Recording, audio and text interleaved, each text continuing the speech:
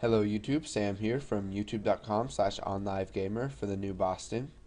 And in this tutorial, we're going to be taking a look at string collections. Now, if you remember from the previous tutorials, we looked at stacks, queues, and array lists. And all of those are collections.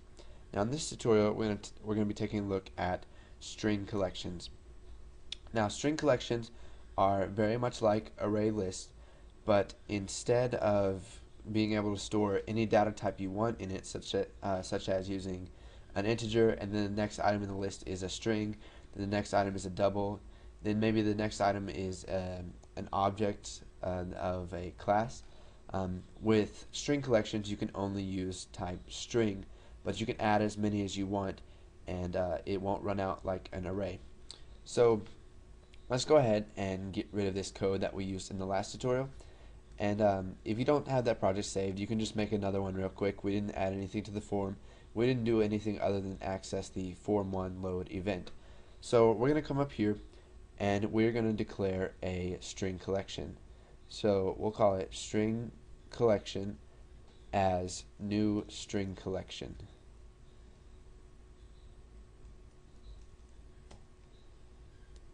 And let's see here.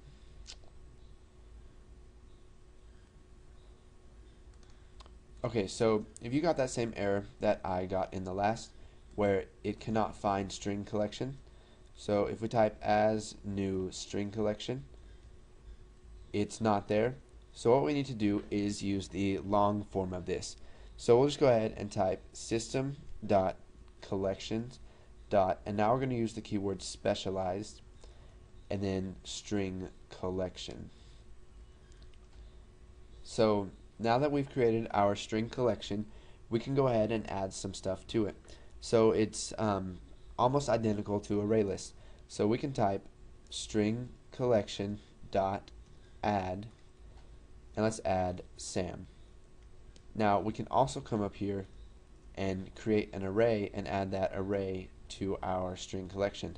So we'll just type private my array as string, and we'll set that equal to Joe, Jim, and Bob. And we can go ahead and add that in there using the same add range. Now add range is also usable in string collections and array lists. So we'll just add the range my array. So it's going to add all the items in there. Now we can also use string collection dot remove, and we can remove Jim. Now we can also remove at, so string collection dot remove at, and it will remove at the index. So let's remove at index 0. So it's going to remove Sam. So all we have left in our string collection is Joe and Bob. So let's come over to our form1 right here, and whenever the form1 loads, let's just add all the items of our string collection to a list box.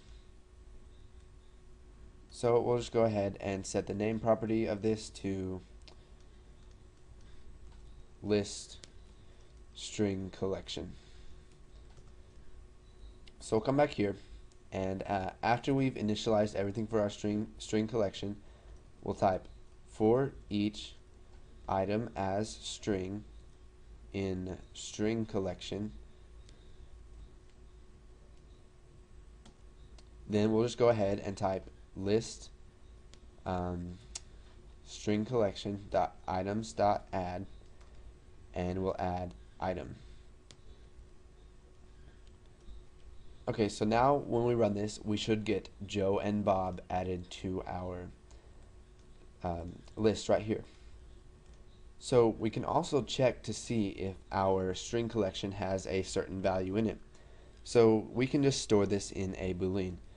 So we'll just go ahead and type dim, and then we'll just call it is there as boolean, and we'll set that equal to string collection dot, and now we can type contains. It says determines whether a specified string is in the string collection. So we'll just see if it contains Jim. And this contains function right here returns either true or false, which is why we declared is there as a Boolean. And now I'll just type message box is there dot to string. So we convert that to a string, and it should give us a value of false because we removed Jim from it. Now let's go ahead and close out of this here.